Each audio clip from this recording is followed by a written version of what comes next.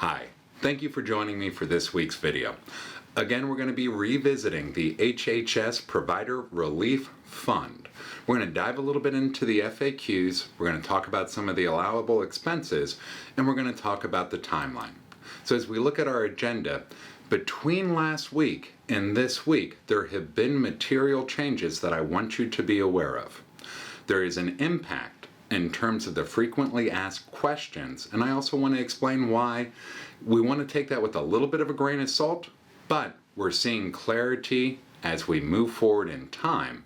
There still remains very significant reporting and auditing unknowns. I wanted to explain to you what the allowable expenses are, as well as provide a little bit of guidance in terms of, if you take these funds, what are some of the safest expenses you can use them for? And finally, I want to point out that this coming Monday at 3 o'clock, HHS is going to be hosting a webinar. And as I make my way through this video, I'll point out some of the different items that we're definitely going to be paying attention to, and that I hope you are paying attention to as you think about if these funds are right for you in your practice. So first, there were some material updates to the instructions. Primarily, it included a direct addressing of the dental industry. So that puts this right into the Medicaid chip in dental distribution. Previously, when we looked at the eligibility within those guidelines, Medicaid and chip were very much defined. The dental distribution was somewhat to the side. Now that is very clearly incorporated, so we've got a decent sense of what fund is going to be actually providing these dollars to dentists. The second aspect, the ability to apply, was extended until August 3rd. So as you are thinking about, are these the right funds for me, for my practice, and are the terms and conditions, the reporting requirements, and the audit requirements appropriate for taking these dollars, we have a little bit more time to be able to make that decision. Provided some guidance on furloughed employees, which continues throughout the worksheet, and it eliminated the term gross from revenues, primarily to make sure that it's focused on patient fees and not other sources of income. So one of the first things that I want to touch on is this balance billing issue that is somewhat of an issue. And we did receive clarification throughout the week, and I want to talk about the different information sources. So in the terms and conditions, that's where we get the understanding, or we get the guidance, that for all care of a presumptive or actual case of COVID-19, that the recipient certifies that they will not seek to collect from the patient out-of-pocket expenses in an amount greater than what the patient would have otherwise been required. When we talk about patient care, from HHS, in the definitions that we have accompanying the terms of conditions, that's where we actually see all the HHS broadly views every patient as a possible case of COVID-19. That term presumptive does give us a more narrow application of this balance billing. Presumptive in the FAQs identifies that COVID-19 is a case where a patient's medical record documentation supports that diagnosis. I would prefer to see the definition of patient care and presumptive case in the same home and in the definitions of the actual terms and conditions that you are signing up for. FAQs are not necessarily as strong, and they are subject to change, but given different conversations with HHS and different dental advocacy groups throughout this week, I feel that that risk is significantly lower, but it still is there. Still should be taken into consideration. And you as a treater, as the clinical provider, will need to make sure that you are kind of tracking what those medical records look like so that you can make that judgment on a presumptive case as it relates to any future billing restrictions. We continue to have reporting requirements that are somewhat unknown at this point in time and are very expansive. In the terms and conditions, you are going to attest that any information that the secretary determines is needed, and in what form and what content at a specified point in the future program instructions, you are going to abide by. that reports relating to the payment that it provides in the future, so what you receive from HHS in the future, and any information that they need from it, you will also be responsive to the Inspector General. That a recipient shall maintain appropriate records and cost documentation for financial management and record retention that is provided in future program instructions. When we get to the FAQs, those are within the terms and conditions. On the FAQs, what are the audit requirements that need to be met to comply with the terms and conditions? Well, they identify that there will be significant anti-fraud monitoring of the funds that are being distributed, and that in the future, you will be notified of those applicable audit requirements. In the terms and conditions, they also go to that $150,000 or more. That $150,000 of receipt, that goes to any legislation or any future legislation that is related to COVID and to our current environment. So that not only dollars you might have received from PPP, the EIDL advance, if there's that future dollars that come to your practice, that will go to that $150,000. In the terms and conditions, you have to provide information for quarterly reporting within 10 days of the end of the quarter. HHS in its FAQ section says they will develop a report that contains that information. Hopefully that absolves us of that quarterly reporting. I believe that would be the case, but keep in mind, in that FAQ, they also identify and go back to the terms and conditions there that HHS will notify recipients of the content and due dates of such reports in coming weeks, and again, keeps it very broad. You can be subject to many reporting requirements, and we're not entirely sure of what those timeframes are going to be.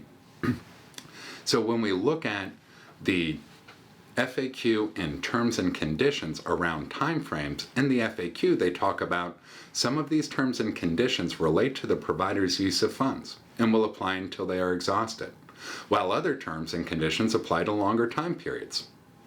That's as much guidance as we have at this point in terms of what that time frame looks like. Now, one of the nice items here is they do identify that there is a 3-year from the date of final expenditure. So you'll have a retention for the dollars that you use these funds for, or for the expenses that you use these funds for 3 years. Now, if we compare that to the PPP, where you've got a 6-year retention guideline, not quite as onerous, but we knew what we were going to have to be reporting and how we were going to be doing it. When we think about taking HHS dollars, we have a cost-benefit scenario.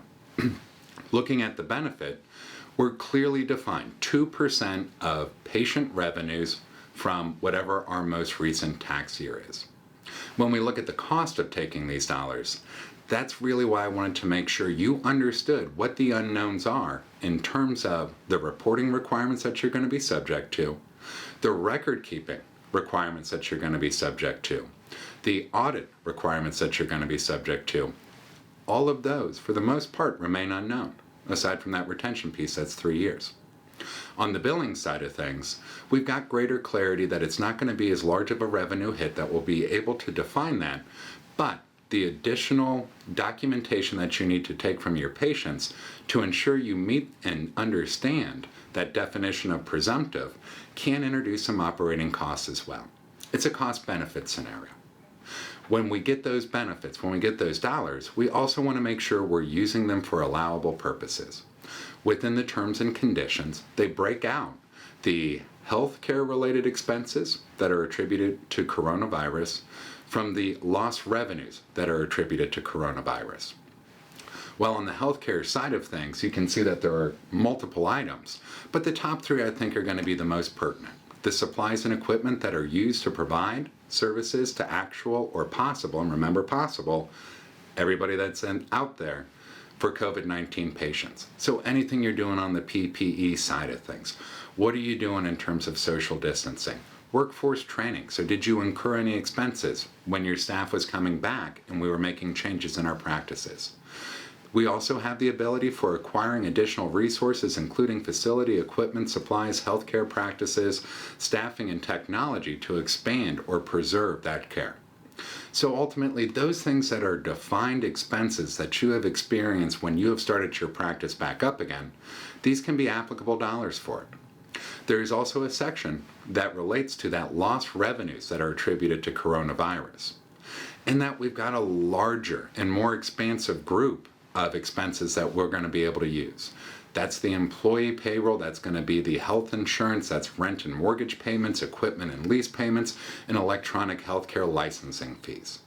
A lot of those costs very much mirror some of the expenses that we use for PPP. They can be a little bit more difficult to document and to retain because they're not quite as definitive and discrete as some of the PPE expenses you've had, the social distancing, possibly if you've changed your air filtration system in the practice. Those are good, discrete, finite numbers that you'd be able to tie these dollars to. It helps with some of the future unknowns in terms of reporting requirements. It also just helps in terms of that document retention. If you're still interested in moving forward, given the unknowns with the reporting, those would be my, kind of what's the use that we want to have. So we've got an issue here. We have to apply by August 3rd. HHS has said that they expect to have additional guidance on reporting on August 17th. So there's an issue of a cart and a horse. I know many out there don't want to move forward because of just even the public disclosure aspects of these funds. I know a lot of people out there want to move forward just because they need some of these additional dollars. And the vast majority can be in the middle trying to do that cost-benefit analysis. So because you have to apply before we're going to get further clarification, there is a strategy that you can use.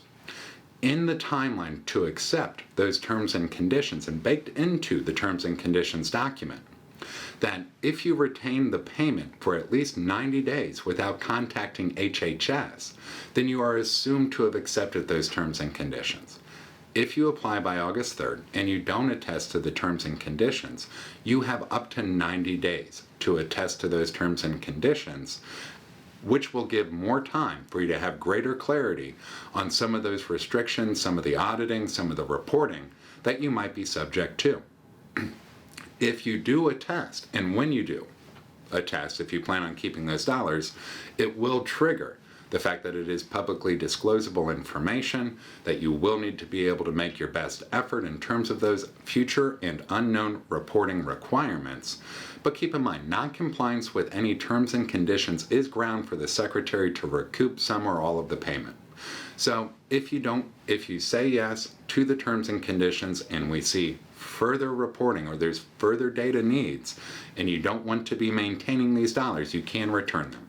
Now you'll still be on the public record side of things, you've still kind of jumped into that pool, but there is a little bit of an out in terms of ongoing reporting requirements. Now, as always is the case, don't provide false or misleading information against those terms and conditions. This is if you don't comply with the terms and conditions. If there's any bit of fraud, then you do have to worry about some of the greater cost, criminal jurisdiction, and that, of course, identify possible imprisonment. I don't think that's going to be likely. As you are incurring these costs, and a lot of the PPE, the air filtration system, a lot of those costs you've already incurred as a practice provider.